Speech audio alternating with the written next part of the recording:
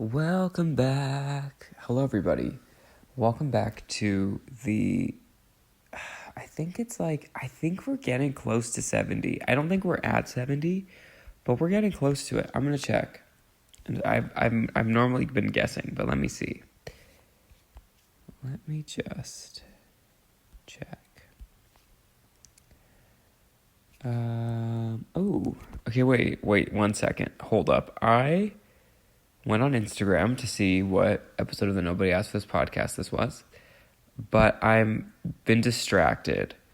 I got some sort of a targeted ad situation for the Magnum ice cream brand's account, and they're suggesting that we all make croissant sandwiches, ice cream sandwiches, rather. So yeah, you just go to the Magnum. It's at Magnum ice cream. Oh, okay. So I'll just kind of not act out because you can't see me, but I'll do voice description of this video. So you're gonna get some butter. You're gonna put it in a pan, and I know you're like, "What the hell? I thought this was ice cream." It is.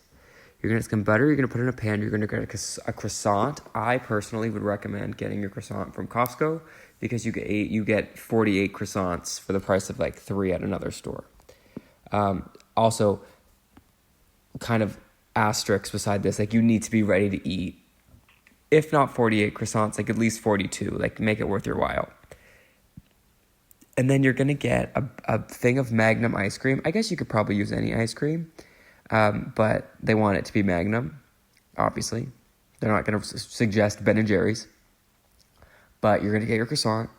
Again, butter in the pan. You're going to fry your croissant, I guess. And then they want you to get honey and sprinkle the honey over the croissant. But they, I guess, recommend, I'm saying I guess a lot, but they recommend you do this using the dipper. Like, the honey dipper. Is there a word for that? Is there like a medical term? I just learned what with the thing, like, do you know when you're in the grocery store and then there's like the signs of like different sections? There's like the bakery section and it has the big sign with the baguette usually, or it's like dairy and it's like the milk jug.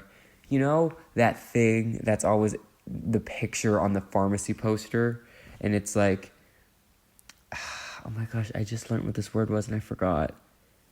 Not the ramekin. Not the mortal. Oh no, what is it called? The pestle? What is it called? Wait. Pharmacy, like the pill crusher. Pill crusher. Oof. What is it called? Oh no. Okay, not the Google searches. Ceramic. It's like the ceramic. Okay, what is it called? Okay, here we go.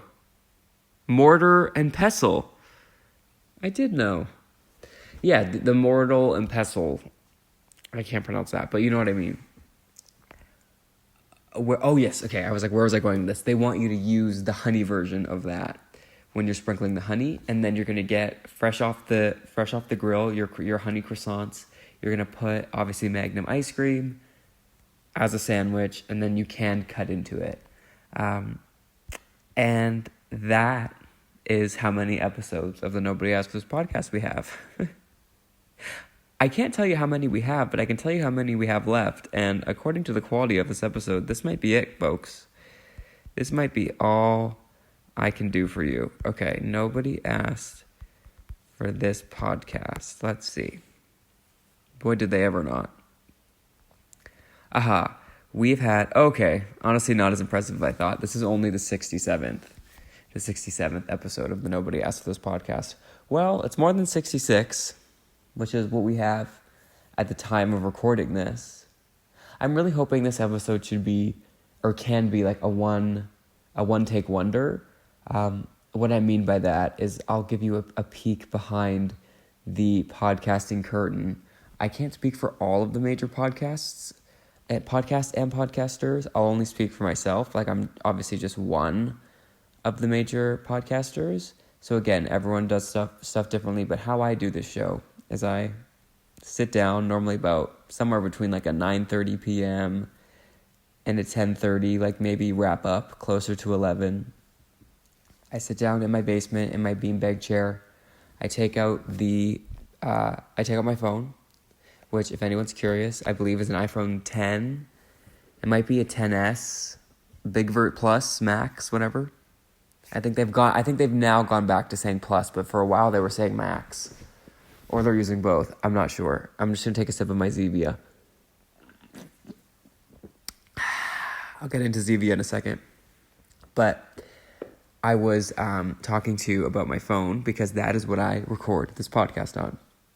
And I've said this before, I don't really have notes. I don't really take stock of anything. The most I do is through the week, I'll think of something and I'll go, oh, that would be fun to talk about on the podcast. And sometimes I remember it and sometimes I don't. Every once in a while, I'll write it down, not to refer back to it, but just as sort of a memory thing. Do you know in school when you would take notes and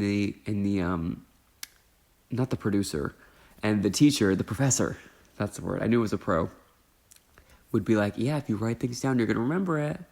I actually believe that. And I will say, I think that doesn't work with typing.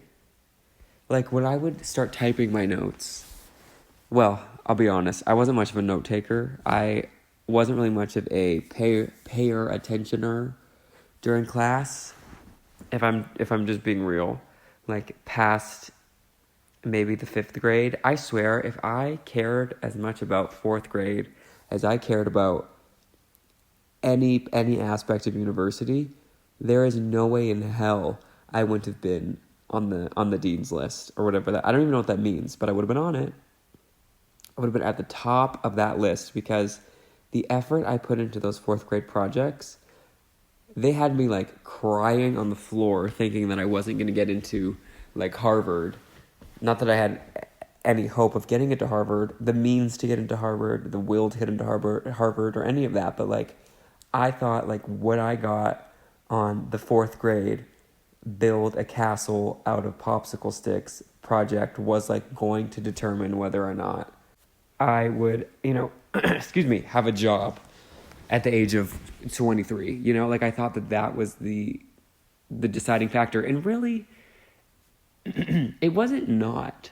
I think the habits you build at that age, really tell you something. Although I'm fully contradicting myself because I had great work ethic in the 4th grade and then something happened. Although I always did my homework. I was always scared of, do you know that slip they would send home to your parents when you didn't do your homework and they had to sign it to confirm that they knew that you didn't do your homework? That was my version of getting summoned for jury duty, of which I have never been summoned for jury duty, but I feel I actually would be a stellar juror. I don't want to put that out there because I feel that's just asking. I mean, I'm sure whoever is in charge of the jury system in Canada is a huge, huge fan of the Nobody Asked for This podcast.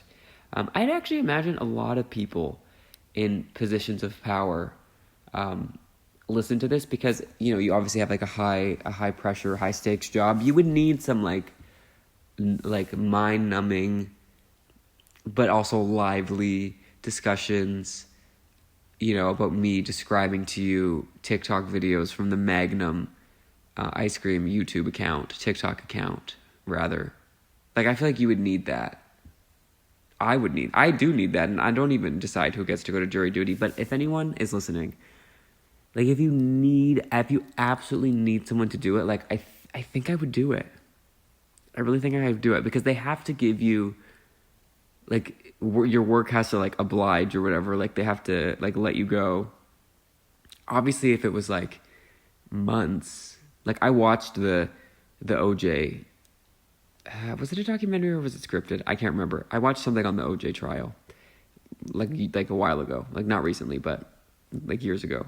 And those people were, stuck in a hotel watching cable, but, not, cable, you couldn't watch the news because you were technically, no longer impartial. So you were watching, DVDs. I don't want to do that. But, there's been a civil dispute, and you need someone to, be fair. I really think I could do this. If anything, I would be more lenient on,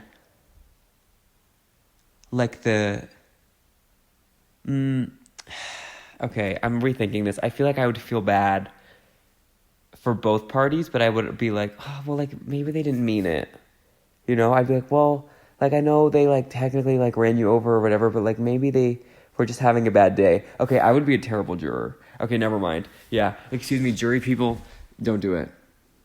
And then, actually, I think it's perfect, because I think they ask you, like, is there any reason why you shouldn't be a juror? And I'll be like, listen to episode 67 of the Nobody Asked for This podcast, okay? As my proof that I don't think I would be a good juror.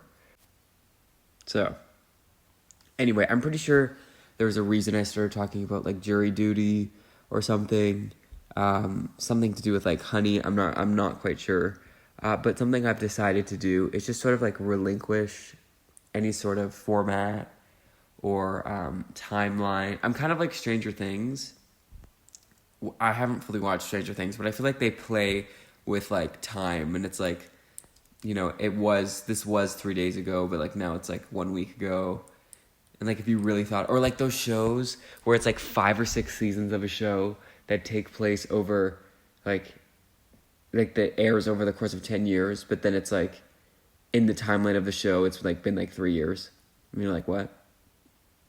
There was a show recently that I was reading that about, where, like, the show had happened over 5 years, but they're like, yeah, no, this has all been, like, the timeline of the actual show has been, like, 14 months. And we're like, what? Huh? What always confused me is when shows would have, like, a disproportionate amount of, like, Christmas episodes or Halloween episodes, or, like, the biggest crime of all, Phineas and Ferb, which I don't know how much of a universal reference that is, but Phineas and Ferb, for anyone who needs to know, is a show about two brothers. I believe they're brothers. They're either brothers, stepbrothers, or half-brothers. But there's some form of kin, of brother. And they are on summer break. And as the theme song goes, it says there's 104 days of summer vacation. Then school comes along just to end it. I could keep going, but I won't. My first problem is I actually don't think there's 104 days of summer vacation. That sounds like a lot. Maybe whatever district they're in, we all need to get in there, but I really feel like there's not 104 days of summer vacation. In my time, we got off, like, last week of June and came back first week of September. So let's say, like, even to be generous, like, June 22nd to September 8th. That's, like, this is longer than it would be, but, like, let's just say, you know, for instance, how many days between June, okay, here we go. Okay, 78 days. That's like a month less than 104. So I don't know, again, what district they're in. I don't know what curriculum they're following. Maybe they're homeschooled. I don't know. I have questions around homeschool. Like, do you still have to, like, register? Okay, do you know what? I could go on a whole tangent. I just have questions. I'm not saying it's good. I'm not saying it's bad. Everyone has their own journey. I think that would be probably a really cool experience to have. I just, like, logistically, like, do you think people that go to homeschool, like, have, like, wake up and they, because I feel like if I did homeschool, I would be in my pajamas all day. Which I guess I did during COVID. So I guess COVID was the ultimate homeschool. Huh. Anyway, I don't want to drop the ball on this Phineas and Ferb nonsense. So yeah, 104 days of summer vacation, my butt. But what made no sense is that they would do the whole show took place. The show went on for years, but the whole show took place during, I guess, what we're supposed to believe is one summer vacation. What makes no sense to me, which doesn't make sense because I'm fully thinking more into it than anyone wanted me to, but they have a Christmas episode. And let's just do the math really quickly. I don't care how many days of summer vacation you have. Summer vacation is nowhere in December. Maybe if you do an extended 104-day vacation, you could, leak into October. But there's no reality in which you have Christmas break during summer. That's like, it's almost a waste of breaks, because the best part about Christmas was that you got a 2-week break. So, again, I'm a little confused. I would like to speak to, like, really anybody involved, even if it's, like, the people who made the charcuterie boards for I guess there probably wasn't really charcuterie boards because it was an animated show. Did I say that? I don't think I said that at the top, but it's an animated show, so it's not like they're, like, really filming much. That would be a dream. We need to do that. I don't know who we is, but I think we should all be animated voice performers. And I'm sure it's a harder job than it sounds. I think that's a reality about most jobs. I think, like, grass is always greener type thing. Everyone just thinks of, oh, if I was a this, that'd be so easy. You just go in and do nothing. I think every job, from being the prime minister to being a sandwich artist at Subway, which is actually the title they give you, are a sandwich artist. I think every job is harder than we think, and probably different than you think. So walk a mile in someone else's shoes today. I approve this message. But regardless, what was I talking about? Honey? A motor and pestle?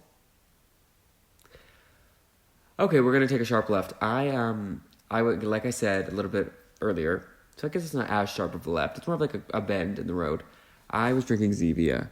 And obviously stevia is not short, but it's from the Latin stevia, which is like a sugar-free, artificial, no, it's not artificial, it's like a natural sweetener. Now, I've been very hard on stevia, similarly to how hard I've been on the Quest bar. A Quest bar is a protein bar that tastes like shit. It's really bad. They have a cookie dough flavor that made me barf in my mouth. Like, you know when you, like, burp and it's like, you know, like, that was that. So bad. I can't recommend it. No, maybe it was a s'mores flavor. Anyway, whatever flavor I had of the Quest bar, it was really bad. And I'm not scared to say that because it's my truth. Now, obviously, if the good people at Quest message me tomorrow, which is never going to happen because I have no listeners, like literally zero. But if they asked me tomorrow if I wanted to do a sponsorship, I would delete this episode permanently. There'd be no 67th episode of the Nobody Asked for This podcast. We'd go straight to the 68th episode of the Nobody Asked for This podcast. And I would take their money and, like, basically say whatever I had to say. Because people do like Quest bars. They're in, like, every store ever. So they sell. I'm not exactly sure and am a little concerned for the taste buds of their clientele. But whatever works. But regardless, I've been very hard on stevia in the past. Zevia. Well, Zevia and stevia together. Just, again, it tastes a little bit like shit. But for some reason, it was on sale at Costco. So, of course, you get, like, 78,000 for, like, $5. And it's pretty good. I think it's the same idea as, like even, like, diet, like, pop. Like, it actually, like, if you actually taste it, like, it doesn't taste good. But there's something about, like, if you just wait it out, like, maybe your first sip of Diet Coke isn't going to taste good. You know, maybe, I think it always starts with, like, oh, I accidentally ordered diet. Or you're at a restaurant and, like, they accidentally brought you diet. And you drink it and you're like, oh, this tastes like crap. And then you're like, you know, maybe, like, driving around, like, a couple months from then, and you're like, you know what? Like, let me try it again. Like, that was a different experience. And you're like, it's not that great. And then, like, you're at a friend's house and they have it, and you're like, you know what? They do have regular Coke, but maybe I'll just try, like, that Diet Coke again. And then by the fourth one, it's like you're getting one every day from McDonald's, especially during the dollar drink days, which I can bet your ass they do not last for 104 days. I wish the McDonald's timeline existed in the cinematic universe of Phineas and Ferb, but unfortunately, couldn't be less similar. But yeah, then you're hooked, and that's all you can drink. But, like, you can still agree, like, it doesn't taste good. Like, it's just a taste. Like, I don't drink, but I imagine it's a similar, like, thing with alcohol. Like, it can't taste good. It smells like shit. But I guess at some point your brain decides, like, no, this is it. This is it for me. You know, or like smoking. Like, I don't smoke either, but like, that can't feel good.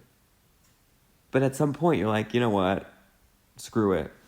Like, the brain is a very interesting thing. And I think because I've read so many awful, like truly terrible things about Diet Coke, I've decided that instead of having like 5 a week, like maybe like 1 or 2 a week is good. So I'm trying to supplement with stevia, and it's going quite well. But my only problem is I'm scared that the only reason people think stevia is good for you is because there haven't been as many studies on it.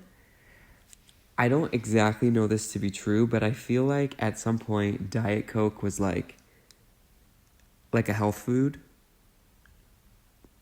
Keyword was, because they've now done studies that's like it's a carcinogenic, which I've talked about how upsetting that is. Like, 1, for that to be a fact, and then 2, for people to like the scientists to be putting so much effort into like what is even the term, like disparaging the name of a refreshing beverage.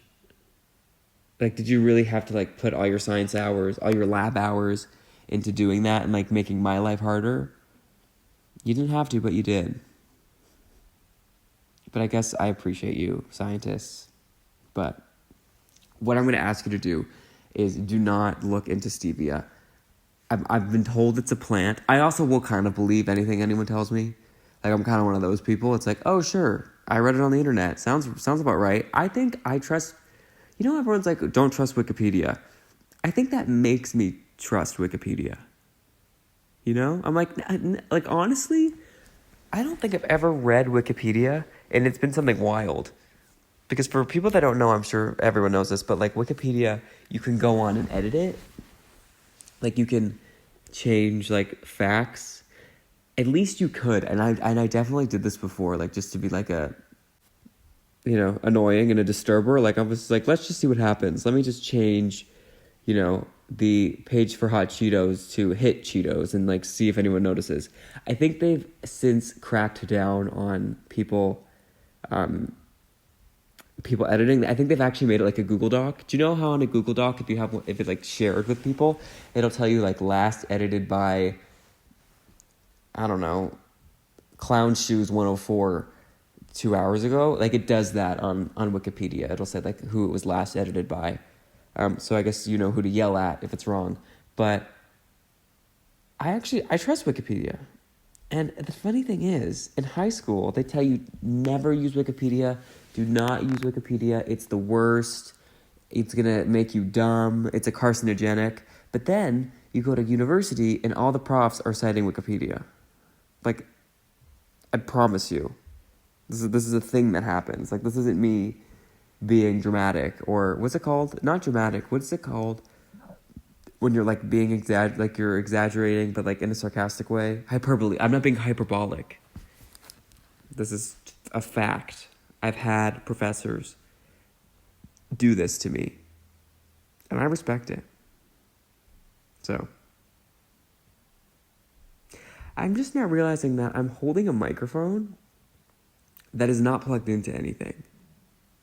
And not like how one time I recorded a podcast when I tried to do it fancy-like and like have a microphone and everything. I recorded a podcast.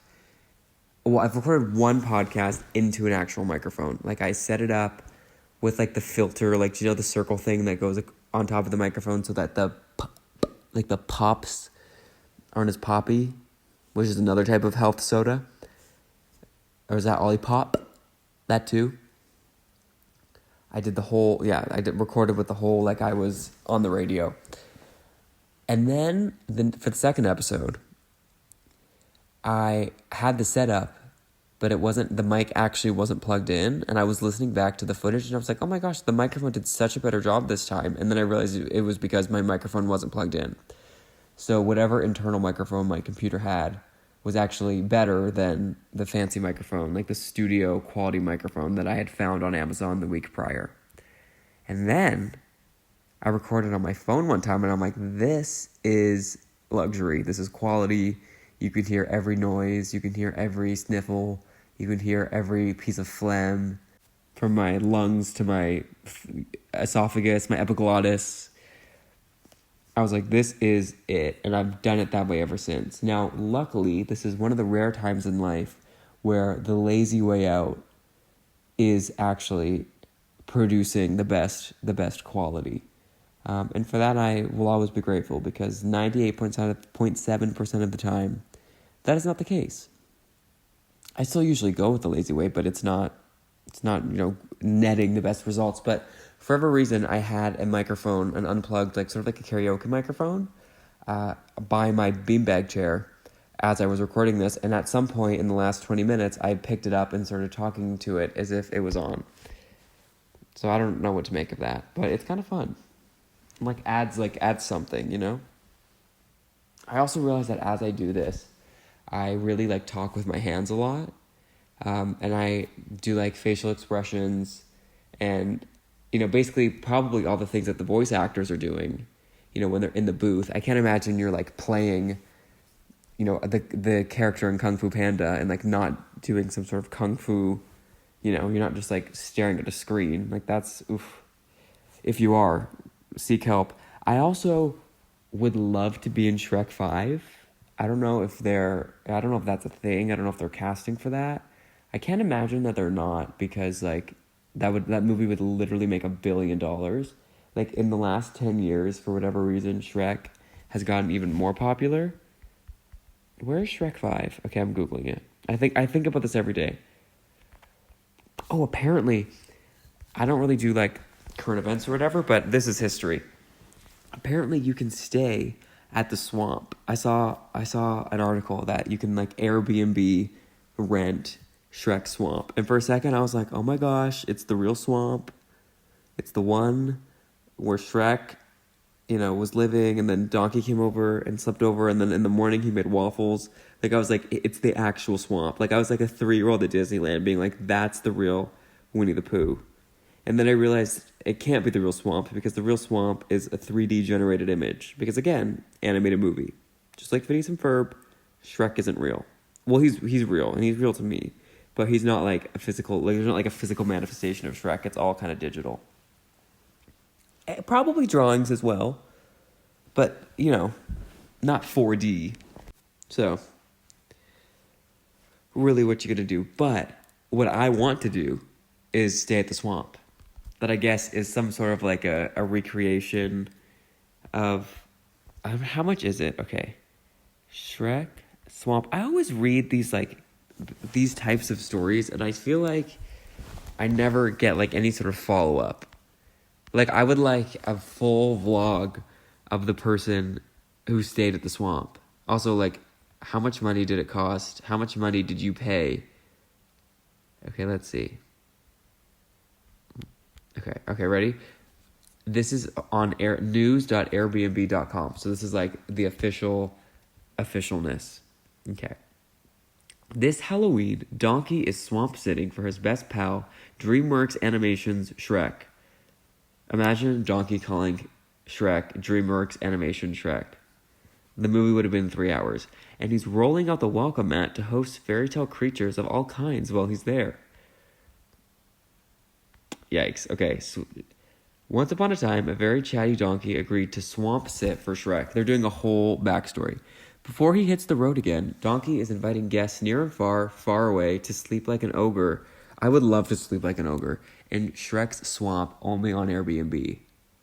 Located among the hills of the Scottish Highlands, I had no idea Shrek was Scottish. He hides it well.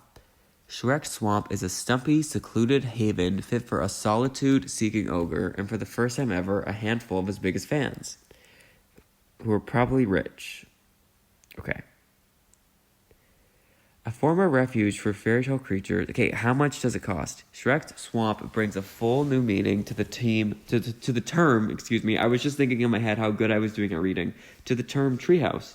With its clever use of forestry, charming rustic interiors, and iconic outhouse, the swamp is certain to offer an experience unlike any other. For £0 a night, a nod to the priceless refuge Shrek's swamp has provided fairy tale creatures of all kinds, brogers will be able to... Is that what I am? Is that a Shrek fan? A broger? Will be able to request to book an exclusive 2-night swamp stay for up to 3 guests, October 27th to October 29th. Is that just once, though? Also, so for £0 a night, you'll be able to request to book? So, like, it's free to request to book? Ogre and onion and ogre enthusiasts, okay, how to book, can request to book Shrek's Swamp beginning October 13th at 6 p.m. Guests are responsible for their own travel to and from Scotland. This 2-night stay is not a contest. Okay, but please note the bathroom is located 20 meters from the main living area and a standalone facility. Is that a lot? This property is independently owned and operated by Ard Ver Kaiki Estate? I don't get it. So it's free? But what? Enjoy a stack of freshly made waffles in the morning. Yeah, fresh from the toaster. Swap stories around the fire until late in the night. Okay, who wants to do this? If I had friends, I swear, I would be on a plane to Scotland, to the Scottish Highlands now, stretching so I'm ready for the 20-meter walk to the bathroom.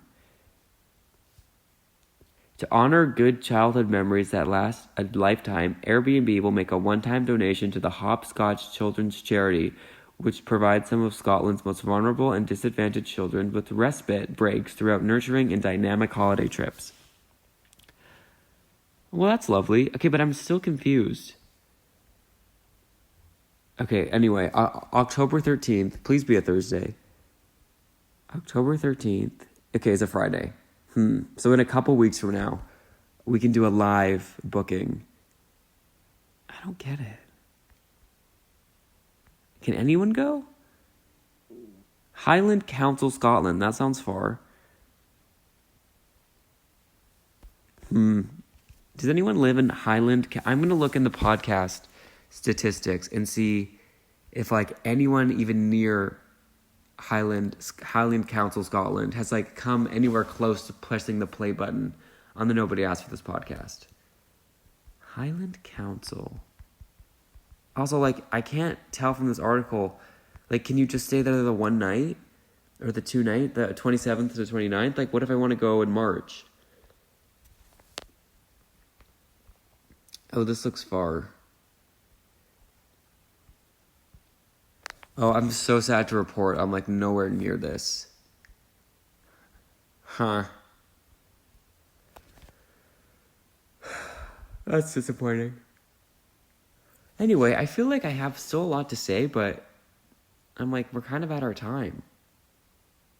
I don't want to, like, overdo it, you know? And this, for the most part, has been a one-take wonder. So I feel like I should quit while I'm ahead. But before I go, I want to thank everybody, ogres, brogers, and otherwise, for listening. I know you probably weren't, because again, I see the numbers and I know that no one listens to this, but you know, I'm going to thank you anyway. Maybe you're listening to this in 2028 after just stepping off the plains of the Scottish Highlands in Shrek's, not dungeon, swamp. I hope you're eating Eggos. I can make Eggos in this continent. I feel like I can make it work. But yeah, I hope you all have a great week, a great weekend. If you're bored, check out podcast.nobodyaskforthis.podbean. Podcast.nobodyaskforthis.podbean. Is it podcast.nobodyaskforthis? I think it's podcast.nobodyaskforthis.podbean.com. I think. And on there you can see you can listen to all our episodes on there. You can get the links to our Spotify, iTunes. Excuse me, I need a Zevia. Emergency Zevia. Yeah, also follow us, Instagram, X, Facebook. TikTok. Yeah. But yeah, I appreciate you listening, and see you next week.